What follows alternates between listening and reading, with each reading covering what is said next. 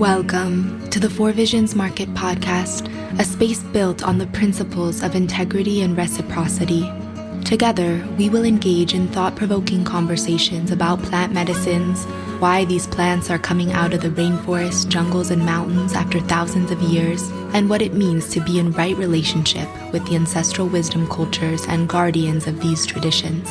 I'm your host, Mariah Ganessa, founder and director of Four Visions Market. This podcast is the natural evolution in our commitment to providing you, our tribe, with incredible resources to support you on your healing journey through plant medicines. Welcome home.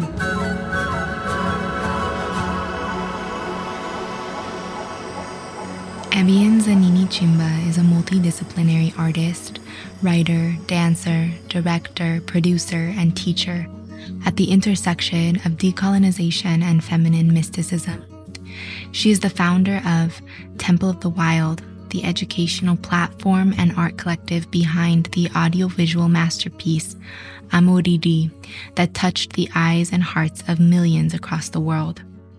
Ebyän's work bridges art and activism and is driven by the mystic teachings written in rock, wood, water, and in our hearts, thereby reclaiming the animistic spirituality of her Nubian ancestral heritage. Ebyän is a beautiful soul, and I'm thrilled to get to share today's episode with you. We go deep into an incredible conversation where we talk about a wide spectrum of potent topics of the heart, from the artistic process of getting out of one's way to allow spirit to come through us in our art and gifts to the world, to birth as reclamation and reconciliation for our ancestors, and the true activism in bringing forth this new paradigm. We discuss the concept of using illness or dis-ease as a compass for our healing journeys and the spiritual path. And then, towards the end, we get to the very potent topic of dreams. Ebyän is a dream weaver and a student of dreams and has a decade-long experience in cross-cultural studies of how to work with our dreams and how to open ourselves to the messages and wisdom available to us in that space. I think it's also really important to mention, and something that Ebyän and I spoke about after we stopped recording, is that this conversation today is not geared towards women by any means. Oftentimes, when people hear birth, they automatically think this is a woman's conversation. While a large portion of the conversation today focused on Ebyän's healing journey in reclaiming justice for her matriarchal lineage and the work that she did to birth her son in wild sovereign power, this process was largely about uncovering the stories that our ancestors have left for us to continue to weave. There are so many beautiful reminders and seedlings of wisdom in this episode. So thank you for tuning in, and we welcome you with open hearts to today's conversation. A quick word from our sponsors before we begin this episode. When working with powerful plant allies and teachers, we're given a new awareness and a deeper understanding of ourselves, the world around us, and the energies in our lives. One of the most challenging parts of working with plant medicine is integrating the experience. In ceremony, our plant teachers show us the path, but it is then our responsibility to take action in our daily lives. Mushroom microdosing has helped me tremendously in this process, allowing me to keep messages and insights from ceremony in the forefront of my awareness. This is key in the integration process because it helps us to bring the technology of the ancient wisdom we receive through ceremony into lasting, sustainable transformation and change. If you are looking for the right place to source high-quality, ethical, made-in-prayer mushroom microdoses, look no further. Four Visions Market is proud to endorse Connect Chocolate in their 30-day microdose protocol. Visit connectchocolate.life and use the code FVFamily for 10% off your first order. According to a journal published by the National Library of Medicine, individuals who microdose describe a wide variety of psychological benefits, including enhanced creativity, increased energy, improved social ability, sharper focus, stronger analytical thinking, more positive mood, improved memory, and increased mindfulness and general sense of well-being. Connect Chocolate was founded by a member of the Four Visions community, and their mission is to cultivate kinship with earth and spirit. This 30-day at-home treatment will take you on a journey to support your emotional, spiritual, and mental well-being. Go to connectchocolate.life or visit the link in our show notes. And remember to use the code FVFamily for 10% off your first order. It's such a pleasure to get to meet you, Ebyän. Thank you so much for coming on the show. I love your work, your medicine, and your offerings that you are sharing with the world. And so it's a true blessing and honor and privilege to get to have this conversation with you today. So welcome. Thank you. It's an honor to be here. I would love to begin with a kind of a who are you question, but I'm going to frame it a little differently to give us a little bit of a greater scope into the essence of your being. And so if you could introduce yourself to our listeners, for those who may not be as familiar with who you are and your walk, but if you can share with us about who Ebyän is in the voice of your ancestors, from the perspective of your great-grandmothers and great-grandfathers, if they were to introduce Ebyän on this podcast today, what would they say about who you are, why you're here on this earth, and what your purpose is? Yeah, thank you. What a beautiful way of framing that. So, Ebyän is a Somali Nubian and Italian mixed heritage teacher and artist. And I was born to a family of immigrants in the United States and lived for a long time a life cultivated around what success was for the dominant culture. And there was a seed that was speaking to me for a long time. And since I was maybe a teenager even, has been knocking at my door for a deeper way of living as a human collective. And that started from a call towards the spiritual arts of yoga and what was available to me in the space there, and then began to develop towards plant medicines and the wisdom and the archive of information available to us from these great teachers. And that has resulted in a life beyond my wildest dreams, and also reclamation of magic available to us here, even in the mundane, outside of ceremony, an interweaving between what we can feel and find in ceremony and in indigenous traditions and practices and rituals, and how that can seep into all of human life. And my path now has been deeply inspired by my ancestors towards the reclamation and the revolution of the reclamation of the feminine principle, the interweaving of what the indigenous spirit is in all beings, in those of us who may have been born in intact indigenous cultures and those who maybe have not, but the rising of that indigenous spirit, the rising of the feminine principle again, and the interweaving of the two.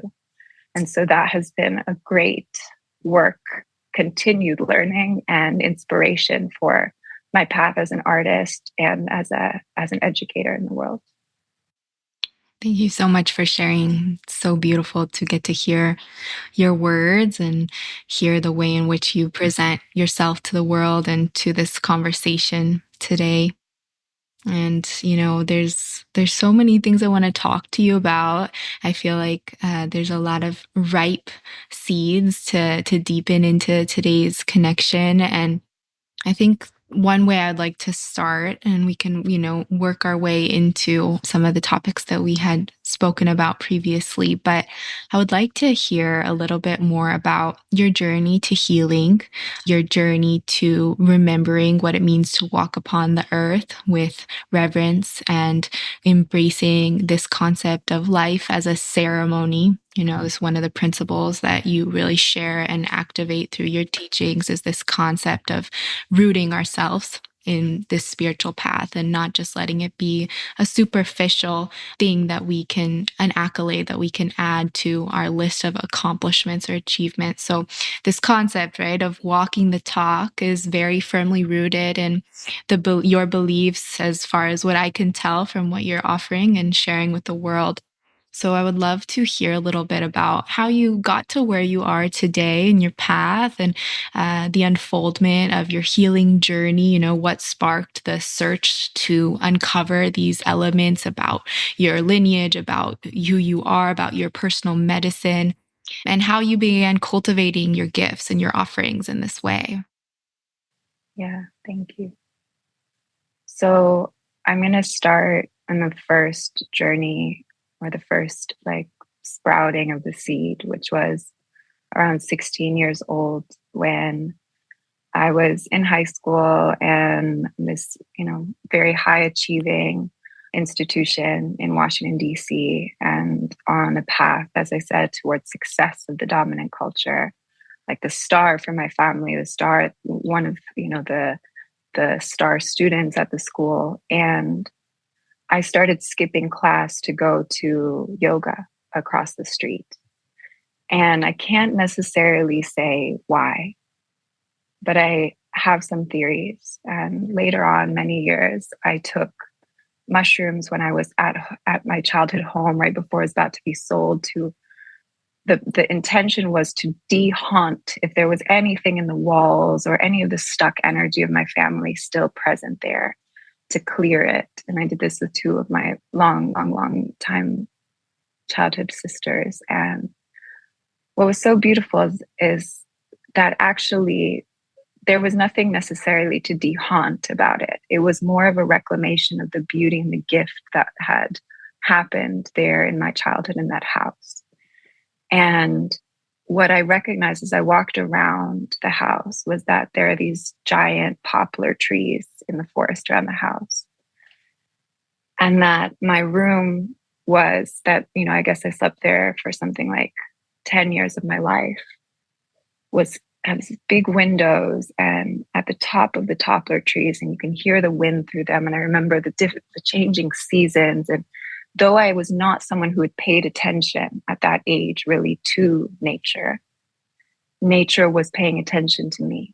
And the trees I recognized them in that moment as an adult, as my aunts and my uncles that had really helped to raise me invisibly, and speak to me in my sleep and whisper to me, and to awaken that seed and to cultivate those embers or hunger in a way for the deeper way of being. So I recognized that some of these paths that I ended up taking were also part of what was communicated to me from having the blessing of living in that house surrounded by a forest. And so I started to go to yoga, and what I felt in Shavasana, in that state of deep ease, right, and quiet, was something that I never had experienced elsewhere. And I knew was not something that could have been taught in the textbooks, was not something I would find in that path that I was on. And it took a while for me to really turn my full attention, right, and let's say let go of what that path of success really meant, which was a sacrifice of approval and prestige, let's say. And I ended up, remember going to like a Eastern philosophy and spirituality section at Barnes and Noble at the time, and like beginning to dive into the philosophies of Buddhism, and just feeling a coming home in so many of the like key teachings there around suffering, around detachment, around the way to look at this life in dual and non-dual forms. So for example, that happiness and grief inform each other, and that one cannot really exist without a relationship with the other, and that this being the basis of all life. And so it was a course in a way of self-study, and I like to think of it like a university of the spirit. And so for any of the listeners who, like me, may either be on or have been in the path of the system, to recognize also the ways that in our in the time that we have and in our human experience and relations, and like there's the teachings that are coming in, but they're coming in different ways. And so I like to think of it almost like we're these, not exactly invisible, but it is in a way invisible warriors that you can't always pin them out. It's not about wearing, like a Burning Man look, or like kimonos, or even the indigenous like feathers and beaded work. It's like what we're really looking at is the actual inner being and the work of the warrior and the study of the warrior behind that. And so some of us might be drawn towards like the external expressions in some way, but I think sometimes that can be a trick, right? To think of like, what does a spiritual person look like? And I want to recognize the fact that it doesn't have a look, that it's about an internal state of being. And so from there, later on, I ended up taking mushrooms at first with no idea what I was getting into, and recognizing religion in a way, like religion without dogma, what spirituality is really. And that also developed into some of the other master teachers like ayahuasca and like tobacco and like wachuma. And it's almost been this series of graduations, and each medicine has like deepened the clearing in a way of the veils. And I've recognized that it hasn't been an attainment. It's not like a going and getting something. It's actually been like this. I like to think of it like it's a holy striptease in a way of like false skins and strange oddities or twisted up knots in our being, and then the unveiling and coming back into an original essence and letting that shine through. And the most recent medicine that I want to give my deepest gratitude and reverence for is iboga, which for me is also as a woman with African heritage, to have found a medicine that is, it's not something necessarily for fun, though I've had a beautiful time in iboga after a lot of excruciating time in iboga. But, this plant spirit brought me to my knees in humility at the immensity of my ego. And it really only takes, I feel like, one good ego death to really know like what the sages are talking about, and to cut the BS that can come in the field, even when you've been on the path of spirituality for however long or however deep, And through that humility and also through the gift as a feminine being, as a woman who has like given myself also to the goddess and the goddess traditions cross-culturally, I received some of the deepest medicine from a masculine plant spirit. And that balancing in a way has been very interesting, very unexpected, and yet at the same time, very poetic. Thank you for sharing. Yeah, and just one last thing that I will add to that is that all of these are the tools that continue to help me and have helped me with this unveiling, that then also are like fertile ground for the art that I give to the world. And without them, I literally could not be the artist that I am. Because to create art, you have to have something to say, right? In some way, some expression, some way of either looking at life from a different vantage point, or like a balm or a salve on the human spirit, because life is not an easy thing. It can be absolutely filled with beauty and joy, but it's also a challenge and complicated. And to find the ways of the artist that through creating my art, it's medicine for myself, and I'm speaking about things and creating poetry and visual storytelling, like around topics that I don't necessarily have all the answers to. But the beauty of art is that we don't have to.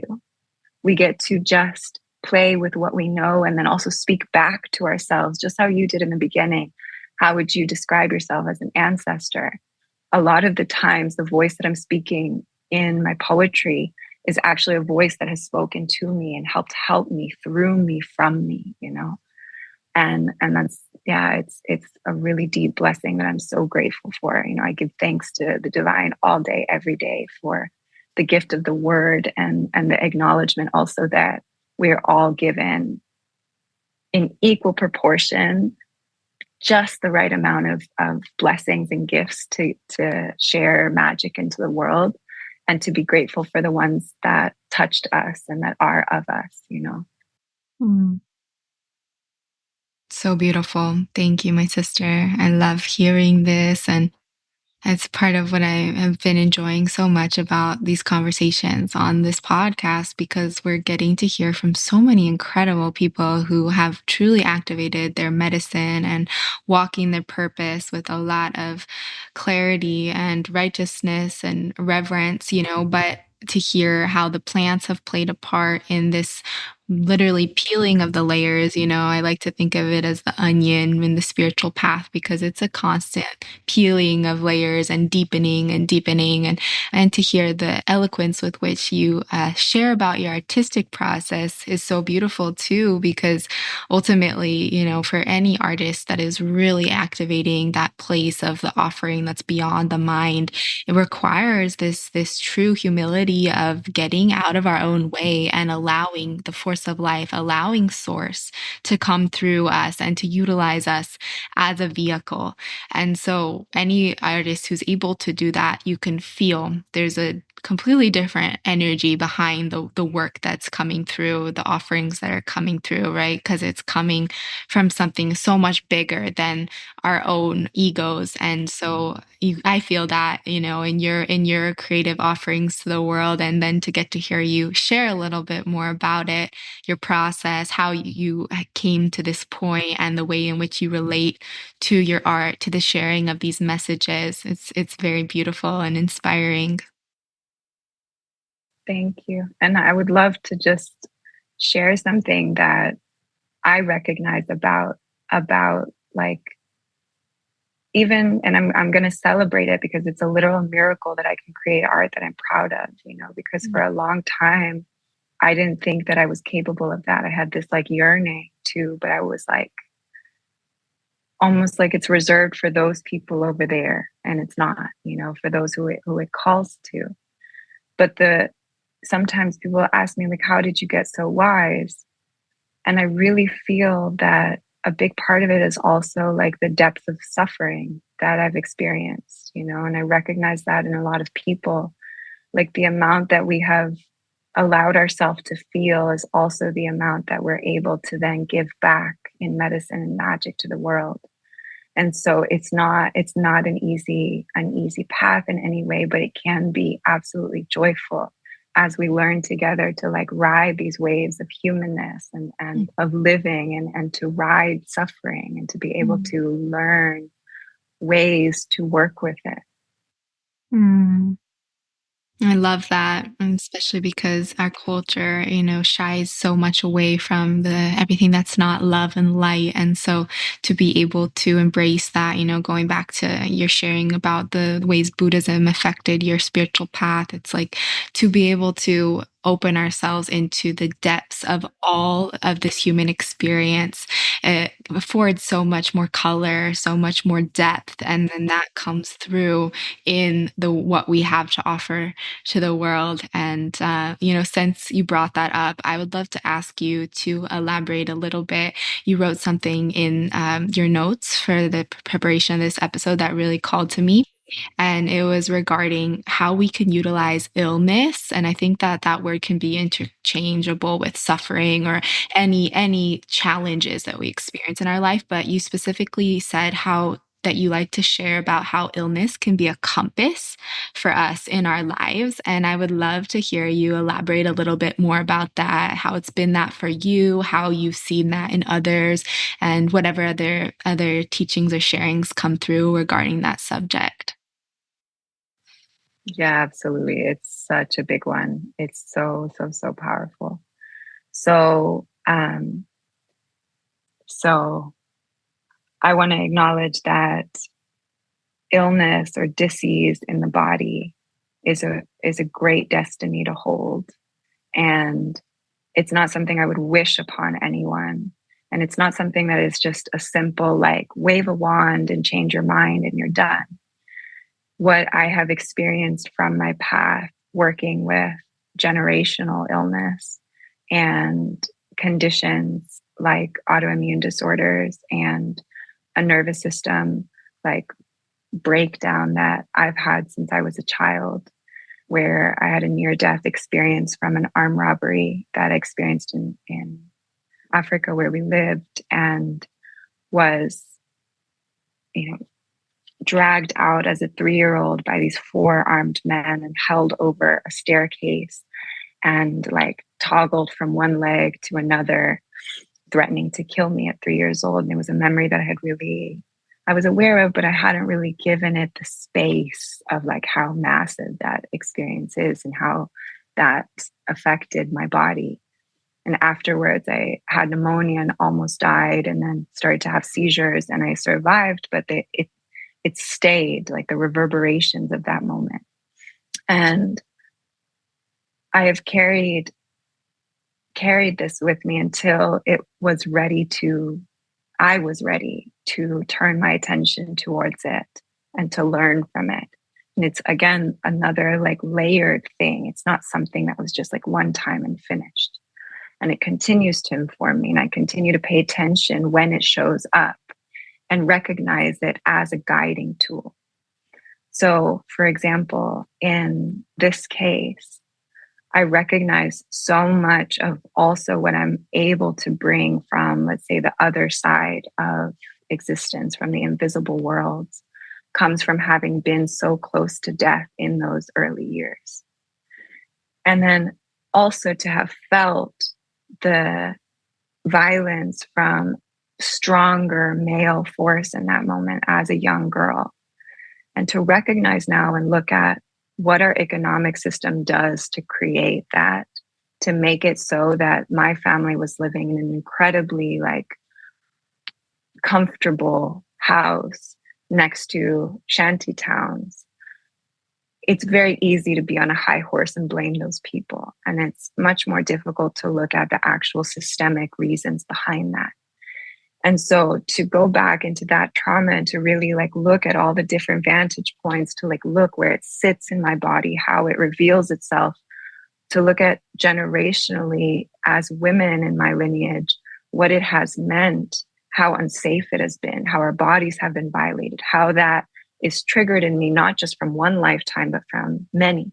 And I'm sharing the personal story, also hoping that anyone who's listening can relate in some way to their versions, which may be completely different. But oftentimes, like the level of our suffering, we may not be aware of it, but it can feel so huge and so overwhelming. And it's because it's not just ours, And the way that these conditions continue to help me stay in alignment, have helped to strengthen me, have helped to teach me, for example, the importance of safe space around me, of I have zero tolerance or ability to be fake or have false interactions in friendships. And there's something really refreshing about that. And it's refreshing to me even as myself, now recognizing that I haven't been that even in the last few years. It's a new evolution of it. The realness of also, we can create safety and love and light, let's say, between people by knowing the right amount of distance to have and the right amount of closeness to have with certain relations, and to not pretend that we all need to be best friends, And generationally, I come from a lineage of women that have had female circumcision, which is one of the greatest atrocities that has happened to the female body, to the female spirit.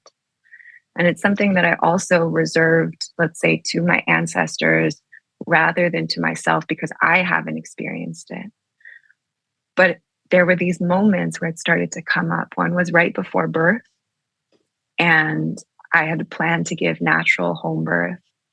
And about 41 weeks or so in, this is going to get graphic, just warning, my vagina just started to like erupt and inflame in fire. And I'm about to give vaginal home birth.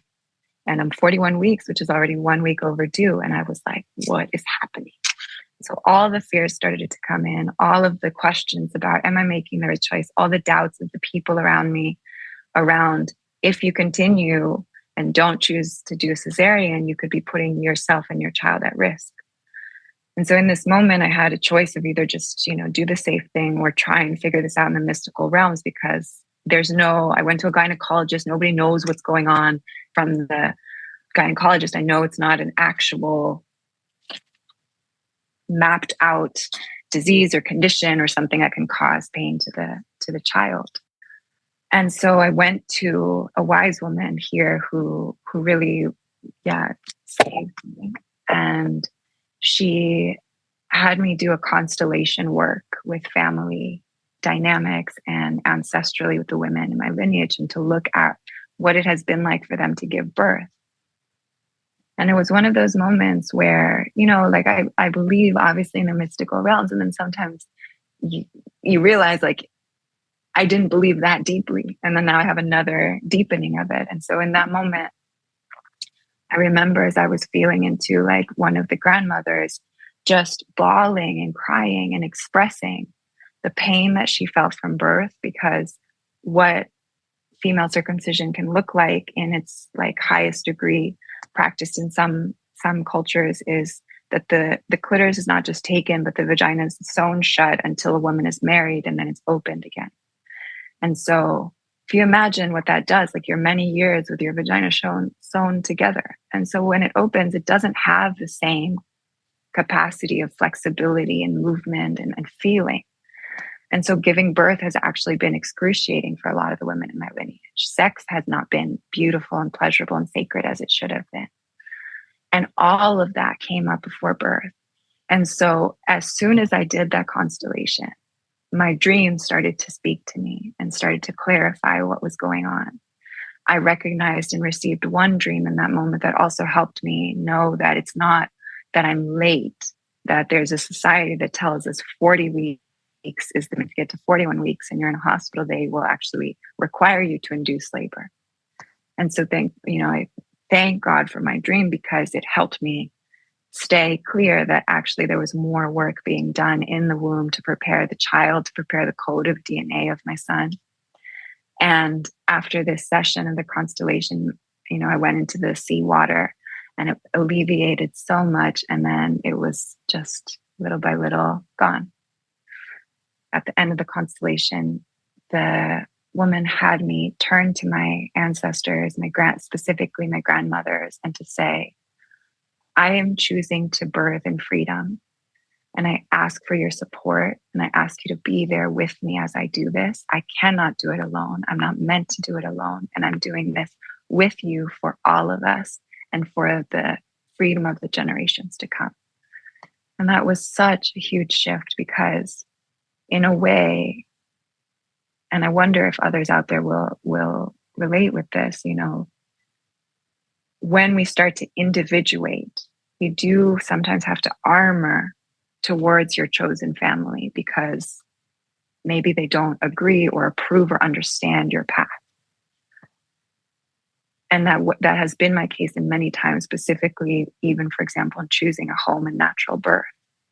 And so there was this very strong armoring, but there was not also a calling in of the ancestors to also be with me, to be a part of this, that we're doing this together. It's not like I'm doing this and, that sort of like at war with your own blood is not actually fertile earth. And so that was a huge paradigm shift for me, to be able to turn to them, whether or not my lineage that's living approves or not approves, whether even they would approve. Like in African spirituality, we believe when people die, they go into the pool of ancestors. And that means that their soul self is who we're speaking to. We're not speaking to the human self with the ideas and the fears and all of that. We're speaking to the soul self, the essential self. So that has been one of the ways, for example, that like physical conditions and difficulty and pain are just like illuminating and helping to direct and upgrade my energy, So much deep reverence and gratitude. Thank you for sharing that story and the vulnerability and the truth and the essence of all that sharing. It's so potent, and I'm so happy you shared that in this conversation, and really just honoring you and the woman that you are and your courage and the bravery that it took to go there. And, this is not a birth podcast, but this is an empowerment podcast. We're talking a lot about different themes of what it means to know oneself and to go to the depths. And I too birthed my child at home in nature, and I am familiar with this process of what it takes to birth outside the system. And one thing that I really love about the ceremonial initiation of birthing outside the system is that it requires that we leave no leaf unturned. If we choose to birth in true power and sovereignty, we have to go to the depths of our being and uncover all of the different traces of memory that we're carrying within, in relation with our ancestors, in relation with the story of ourselves and our bloodline. And to hear the eloquence in which you shared that experience, I really pray that everyone who's listening to this story can really celebrate that experience with you and for you, because these stories of birthing the new generation in this way, I believe, I'm a big proponent that sovereign empowered birth is truly the paradigm shift that we're needing in humanity, as humanity at this time. And so I really thank you for bringing that into the conversation today. And the question was regarding how we can utilize our own illness as a compass for healing. And I love that was the way that you took it, and the story that came through there, because there's so much medicine in that process of trusting yourself over other outside medical practitioners. There's so much medicine in what it took to embrace the ancestral story that was contained within your womb and within the waters of your womb that was gestating your child. There's so much medicine in that process of really accepting and going there to the parts that you didn't maybe know you would have to go to if you were going to birth your child in power and in sovereignty. And so I'm really just honoring you in that, and thank you so much for sharing that with us all. It's so beautiful. I had tears in my eyes. I just want to say it really touched me. Mm-hmm. Thank you. It's the first time I've shared this really publicly. And I, like you said, leave no leaf unturned. I also think that it's important sometimes, like, why would I keep that a secret? Or why would I play it safe? Like, that is what helps each other, because we can catch clues from each other's stories. And birth, as you spoke, it's an initiation, and it's an initiation for the mother, and it's an initiation for the child, whatever their gender. It's the first initiation. So the way that we birth is part of what will change the world. And it's a very, very powerful thing to look at. And I didn't know I was going to go there. I thought I was going to talk about the nervous system, because this has come in many forms while we're talking about birth, and especially because plant medicine is an important part of this podcast and the awakening here on our planet at this time. I will share also that before I even got pregnant, I did not know that I had any kind of like infertility things going on, but I was open to having a child with my partner for a while, and it wasn't happening, even though it should have been technically. We had, it had happened at the right time, several moments, and I felt it. And then somehow I wasn't getting pregnant, and I was starting to get that feeling of kind of like the like pain and longing and the readiness. And I did a kambo ceremony where at the end of the kambo, like 45 minutes, I think, had already passed. I already vomited, all of the things. I had a strong ceremony. And then at the very end, I was like, medicine, if there's anything that you see could help prepare me for being a mother, I feel I'm ready and I'm listening. Please help. And all of a sudden, like what was very just gentle, now tingling in the body, went straight into my womb and started pulsating. And it started slow, but I could feel already in the beginning, like, oh boy. And it went on for 3 more hours, which is unheard of. My partner has been a facilitator for Kambo for many, many years. So this was like it's not a normal situation that you'll be in a process for that long, you know. For 3 hours, I was in this excruciating pain that is very similar to the beginning expansions, contractions of birth. And I was like, no idea what was going on. It was not a miscarriage. There was no way I was pregnant. I had just had my blood. And so, you know, we tried all the things. I went into water, it alleviated it, but then it would come back, and I was lying down in my bed. And at some point, I just recognized what I had spoken, the power of our intention. And as I recognized that, I was like, okay, what is this? And Kambo is interesting in the sense that it's not like ayahuasca or even iboga or mushrooms where there's like, I think the clear visions or explanations on the spiritual level. It can sometimes be a very physical clearing that then shows itself in your life. But in that state, I could intuit and start to feel that there was actually a deep pain in my womb from many generations. I felt that there was an anger of the women in my line who had been mothers, anger towards children that had not loved or respected them in return, anger towards what it had meant to have 13 children. My grandma had 13 children.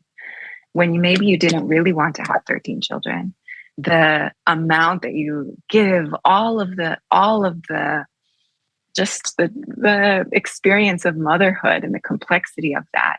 And what the question it was asking me was, are you sure? Knowing all of this, acknowledging all of this, are you sure you want to be a mom? And so the answer was still yes.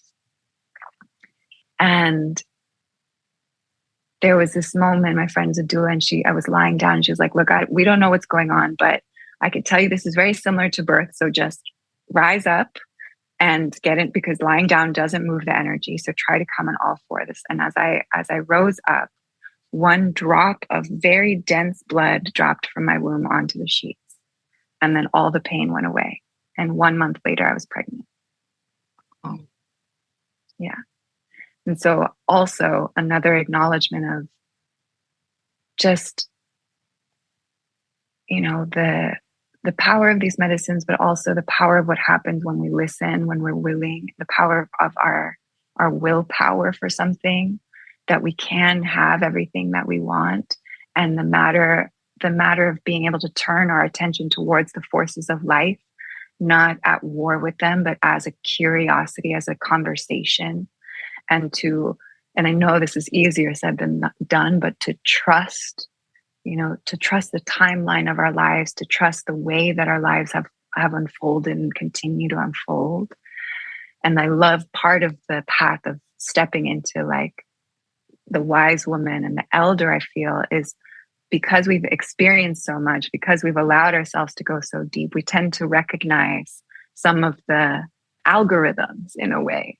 So we learn, for example, when might find like somebody who has their first love and then the love ends and they're like, their life is ending. And what will the wise elder say, Because we've recognized, well, I felt that way. I watched many other people feel that way. And it's not the end. It's not the end. You will find love again. Not exactly like that one, but it will be also incredibly beautiful. It doesn't even have to be better, but it will be different, and it will be equally as beautiful and powerful. And it's not the end, even if it feels that way right now, I love that. And I think that sharing is such a beautiful reminder for us who are truly looking to heal on the most profound levels. oftentimes we spend many years trying to heal something, whether in the physical body or trying to manifest something in our life, and it just isn't coming to fruition. And we don't recognize that there's actually something there that needs to be organized or faced or come into relationship with, that's preventing that healing or that manifestation from coming into fruition. And so for me, that sharing is a beautiful, tangible example of the way in which, of course, Western society would label it as, like you said, fertility issues that may or may not be able to be treated, right? But when we can come at it from this truth of being in creation with nature, and like you said, everything is available to us, right? It's our inheritance to live in complete creation and co-creation with the force of life. So when we truly tap into that, then, and we're willing to do the work and the depths of what it takes to go to those places and to face those parts of us that need to be faced and come into relation, reconciliation with, in order to bring that healing, we can do it, right? And so to me, that is just really such a beautiful and inspiring story. Yeah, absolutely. And it's such an important part of our healing, to get lost in despair or to feel like we'll never get through is totally okay. And it's part of it.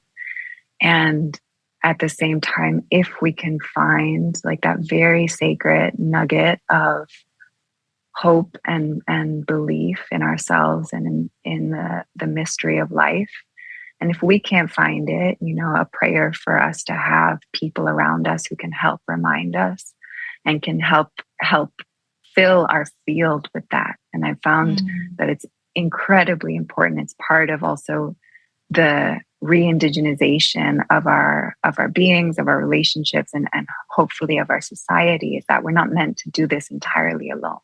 Yeah, that the constellation of beings around us is important, and it's part of our birthright, including the plant spirits, including all of the forces of nature around where we live and where we were born. Yeah. I love where this conversation has gone, and I'm really enjoying all of these beautiful surprise gifts that are coming through.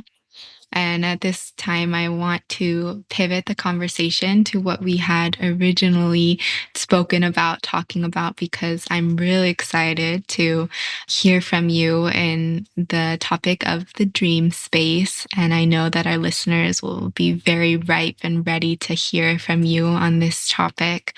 And so I'm excited to talk about that now for a little bit. And so you work with dreams, you have a strong relationship with your dreams. You even mentioned, in your gestation process, in your pregnancy, you had a big breakthrough that took place in the dream space. So this is a topic that obviously speaks to a lot of people who are in a spiritual study. And many of us are aware, that things are happening when we're not conscious, and when we're in the sleeping state or the non-waking space. And so I would love to, let's begin maybe a little bit of an introduction to that space, how your journey with dreams has evolved, and why, this has become a topic that you're passionate about sharing about.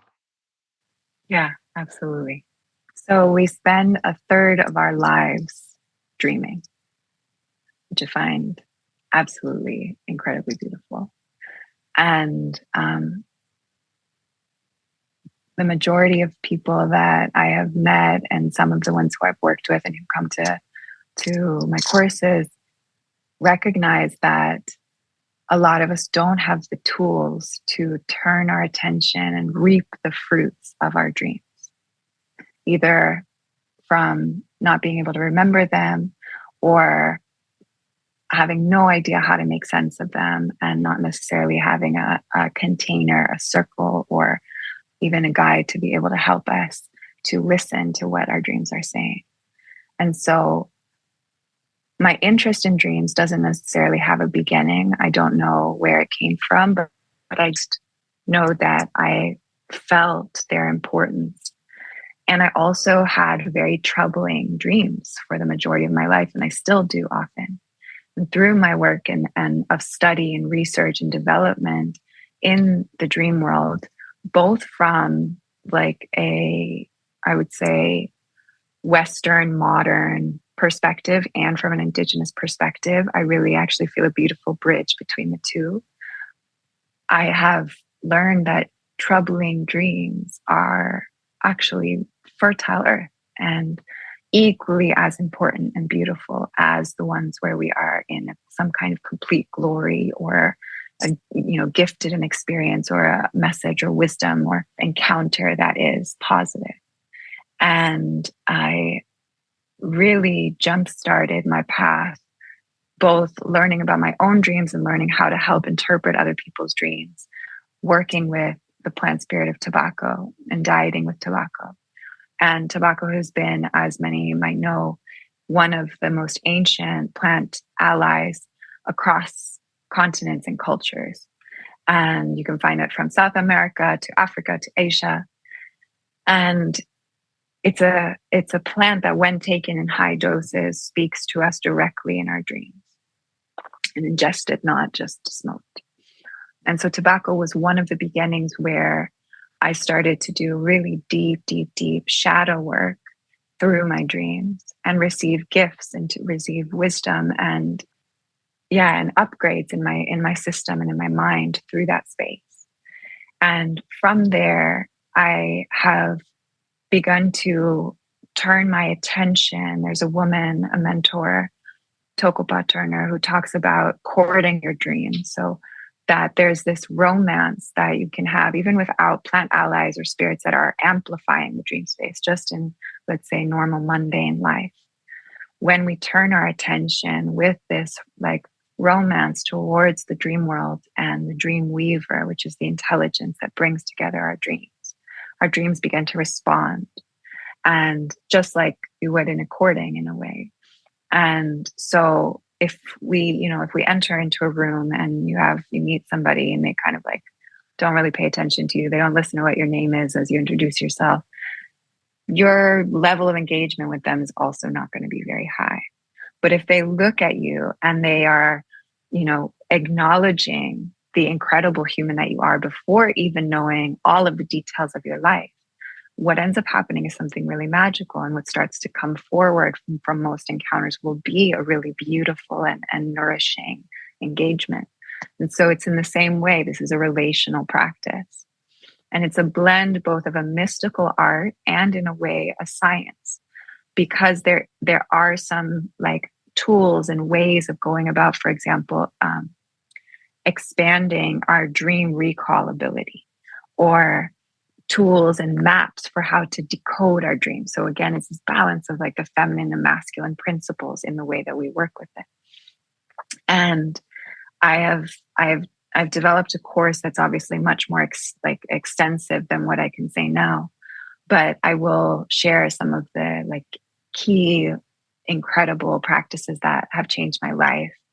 And so one of them being dream embodiment, which is passed from a wise woman and plant medicine practitioner and psychotherapist named Catherine Lawson. And so dream embodiment is the tool to take a symbol in our dream, whether it is charged negatively or charged positively is also not that important, because the perspective is that anything that arises in our dreams is an aspect of ourselves and our psyche, and is looking to come into balance, into harmony with the other aspects of ourselves. And so a way to do this where it's not the dream decoding practice where we're actually like mapping out with our intellect in a way, what does this symbolize and how might this storyline be, what might the storyline be telling me? So this is another way of working at it, where you take a symbol and you find in your body, where does that symbol live, the energy of that symbol. So a symbol could be a person that's arisen in our dream. It can be an actual object. It can be the environment. It can be anything. Dreams are very strange and creative in a way. The dream weaver is like one of the most creative forces that we can encounter and reap inspiration from. And so anything that that might be a symbol, not necessarily just an object. We find where it lives in the body and then come into that place and get curious about it and let it inform us. And so you look at its texture, at where does that energy want to go? What does it feel like when it sits in the body for a minute or two? Does it have something to say or something to speak? And so there's this wisdom in somatic psychology, you'll find it, and in embodied living or embodied practices and ritual, where our body holds an intelligence that's not always used. We often use only one intelligence. And so I love to work with both. I don't find one actually greater than the other. I think that they are part of what makes being human so incredible, is that the intelligence of our brain and the intelligence of our body or of our heart, when they come in collaboration, can make us superhuman in a way. And so this form of working with dream symbols has been so powerful, where sometimes I can walk through my day and I'll remember a dream symbol and an embodiment practice I did. And if I bring it into my body again, it will help inform my actions through that day or through a certain challenge. And that is like, it's a gift, because we don't need anyone or anything for this spiritual tool to help guide us. It's an internal intelligence. It's a very empowering practice and empowering intelligence in that we can be in a completely, let's say, disconnected environment and surrounding. We still have our dream space to be able to help us, to be able to guide our steps. Mm. Mm. I love this. Thank you so much for sharing. So beautiful and so deeply resonant. Wow. I'm kind of just fully immersed in listening to you talk about this right now. So many of the people listening are deep plant lovers. So I would love to ask you to elaborate a little bit more on how we can utilize plant allies to deepen this relationship. Yeah, absolutely. So the reality is, actually, any plant that we take and go into communion with, and what that looks like might differ, but a lot of people might be familiar with plant dietas.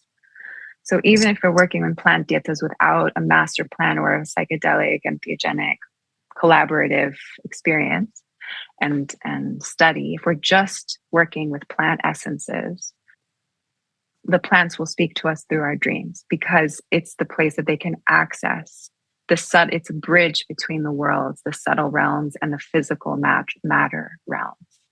So a lot of herbalists are aware of this and have, cultivated already a relationship with their dreams, because of the fact that when you start to work with even something that might not seem like, let's say, a powerhouse plant, like I've recently developed a relationship with the orange blossom, the neroli essence, and just through a few drops of hydrosol, I have learned so much and connected through my dreams, not just through my own psyche working itself out, but my own psyche now working with a demigod, which is what I feel the plant spirits are, that then come and they can show up as actual figures in our dream. They can show up as like just the energetics in a way of what's holding the dream.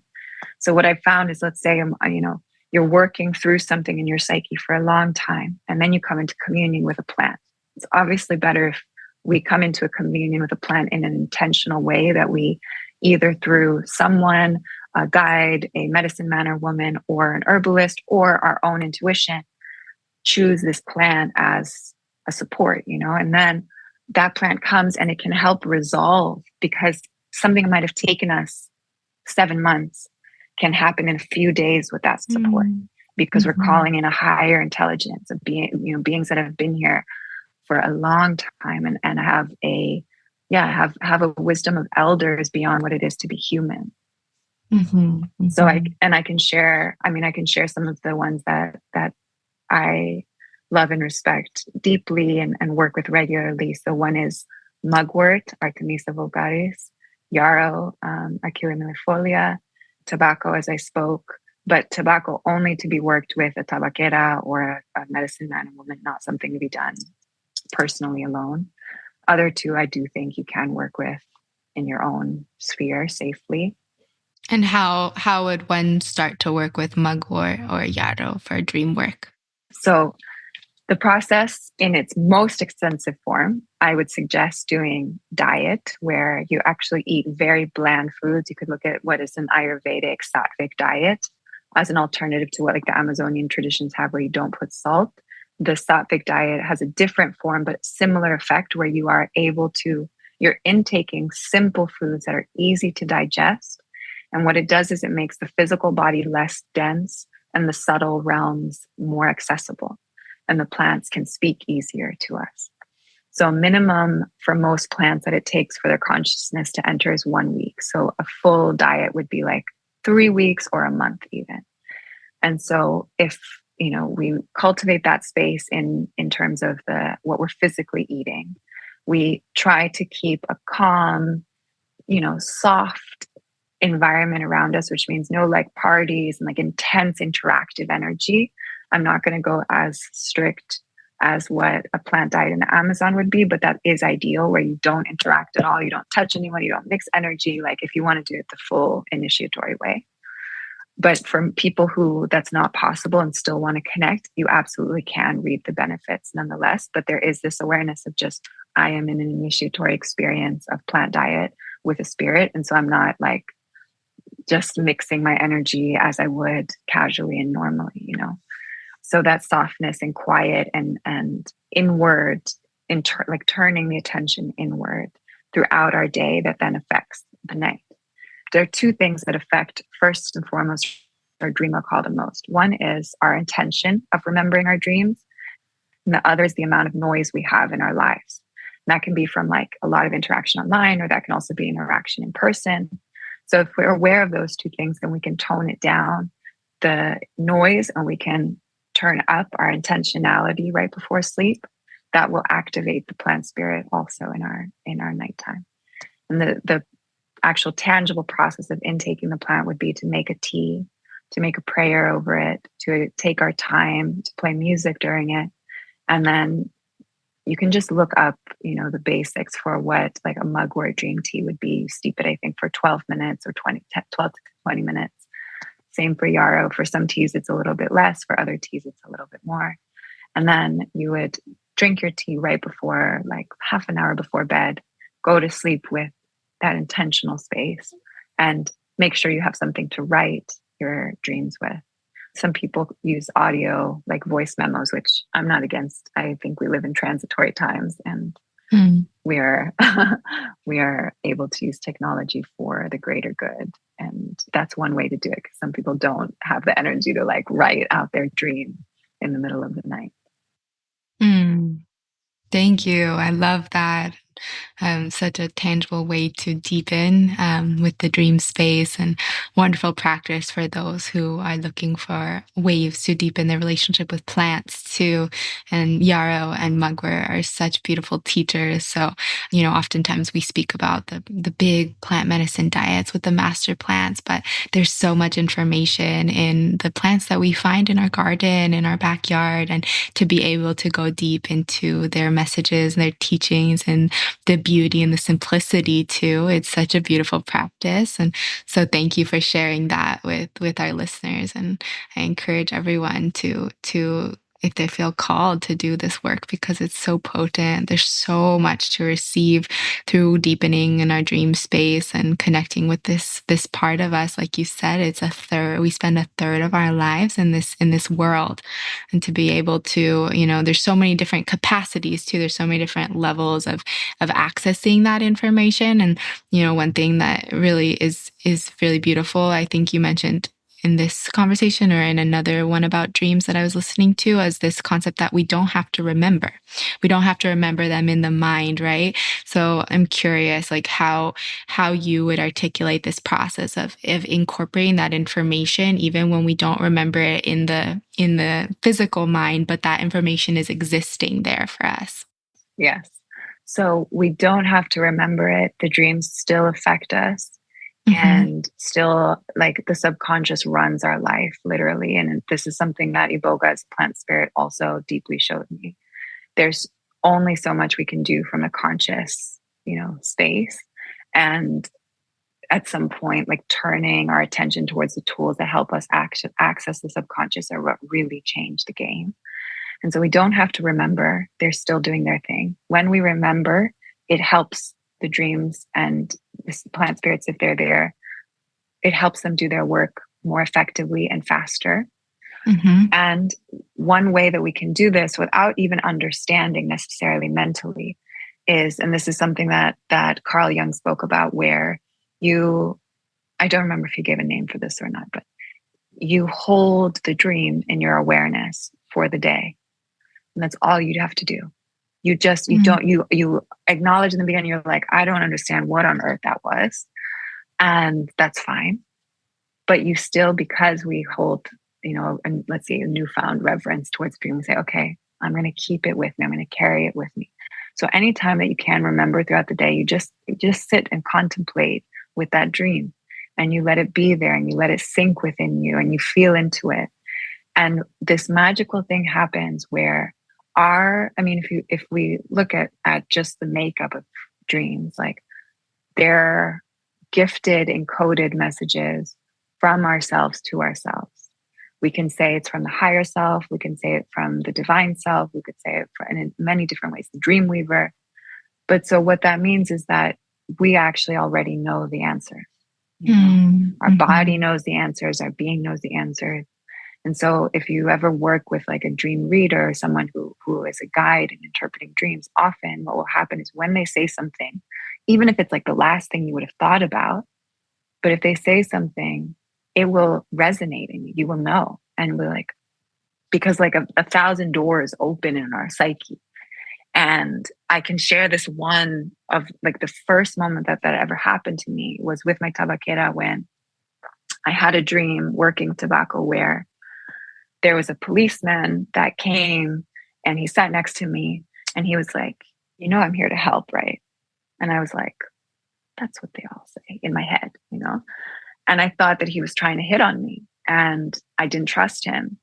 And so then later on, somebody stole my bag, and that's representative in a way of our wealth, because I had a lot of money in my wallet. It was my bag. It's our spiritual wealth. And I had all my belongings in there, and my ability to call and connect and relate to spirit and to my relations.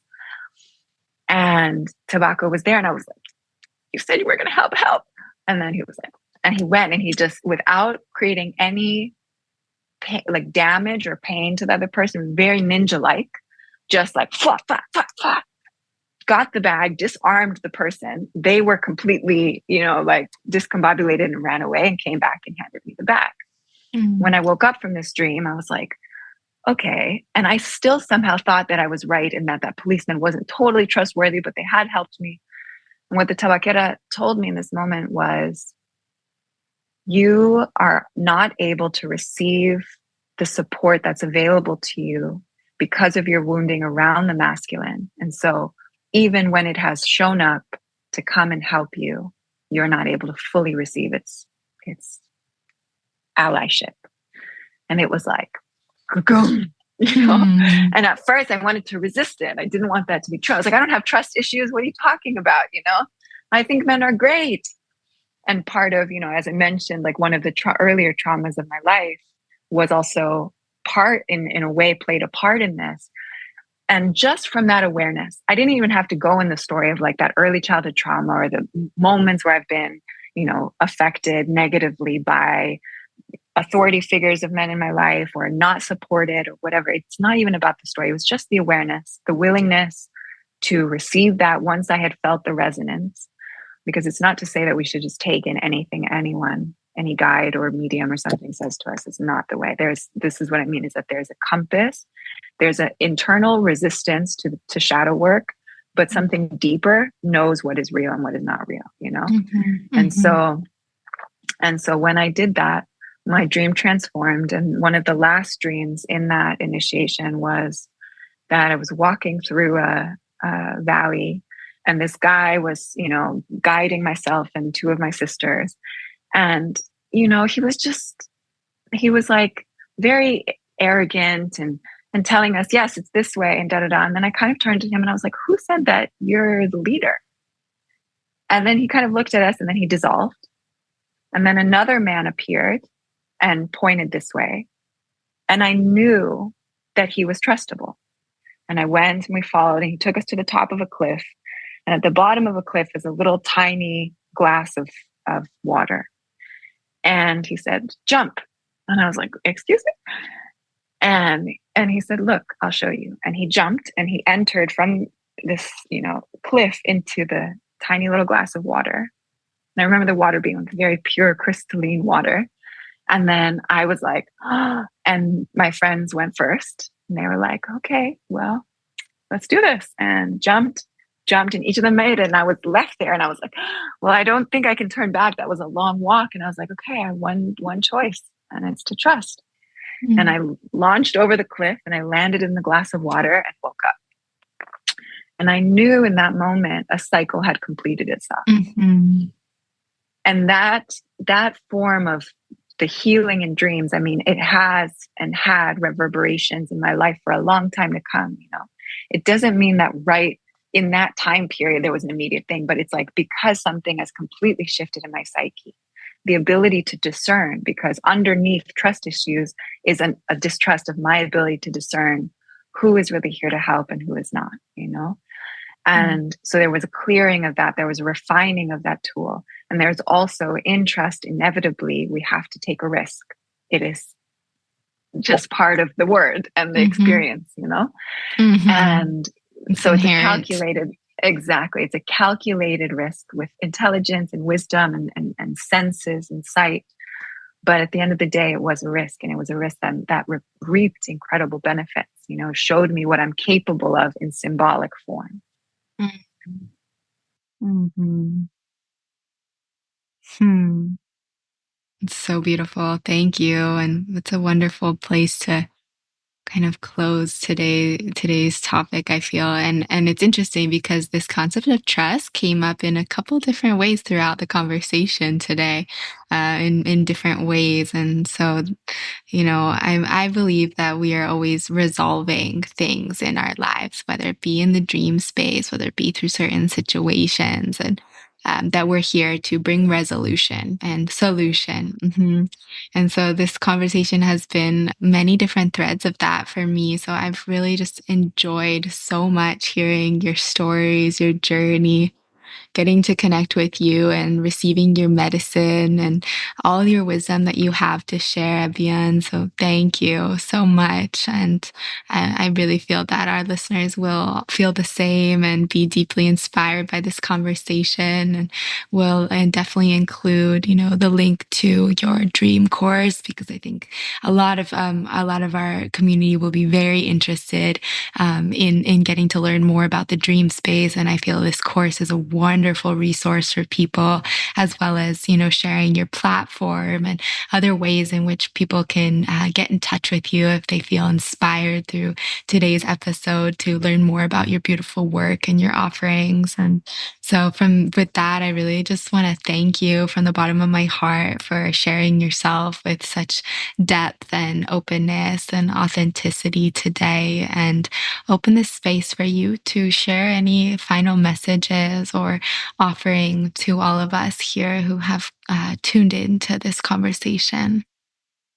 Yeah, thank you. Thank you. And I also want to return that it's an honor to sit here with you. I want to thank you for the work that you're doing in the world. And I want to spread that out also to everyone who's listening, and really celebrate where we are, who we are, how far we've come. And in turn, to look towards our parents and see how far they have come, this baton, in a way, the baton that's been passed.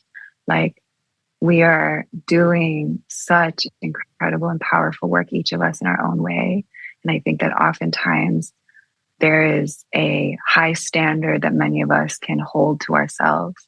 And it's important, but it's also deeply important to celebrate ourselves, to celebrate what we've created and what we're collectively co-creating and manifesting with spirit, with each other, and bringing forward more magic into this human life and into this human society.